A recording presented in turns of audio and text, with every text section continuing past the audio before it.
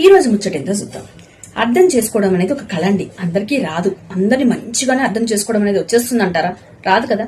అది ఎందుకు రాదు? మన సమయంలో మన ఆలోచన విధానం, మన చుట్టూ ఉండే పరిస్థితులు, ఆ సమయానికి అక్కడ ఏం జరుగుతుంది అనే దాన్ని బట్టి అర్థం చేసుకుంటూ ఉంటాం. అది మంచి అవుతుంది, చెడవచ్చు, చెప్పలేం. ఉదాహరణకు మన దగ్గర బంధమే ఉందనుకోండి, ఎప్పటి నుంచో తెలుసు మనం ఏంటో, మన అలవాట్లేంటో, మన ఇష్టాయిష్టాలేంటో. అయినా గానీ అప్పుడప్పుడు కొన్ని సమయాల్లో అపార్థాలు వస్తూ ఉంటాయి సహజంగా, అంతే కదా. అలా కాకుండా ఇంకొంతమంది ఉంటారు, అప్పుడే పరిచయం అవుతారు, కానీ వాళ్ళకి ఏం తెలియదు మన గురించి, కొంతవరకే తెలుస్తుంది. అయినా గానీ మనం బాగా అర్థం చేసుకుంటూ అండగా నీడగా ఉంటూ ఉంటారు. దీనికి తేడా ఏంటి? అక్కడ ఇష్టం, బాండింగ్, స్టడీ.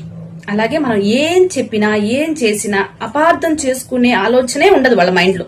అది అర్థం చేసుకోవడం అనేది. అలాంటి వాళ్ళు అరుదుగా ఉంటారు. అలాంటి వాళ్ళని ఎప్పుడు దూరం చేసుకోవద్దు, మన లైఫ్ లో ఎప్పుడు ఉంచుకోవాలి కూడా.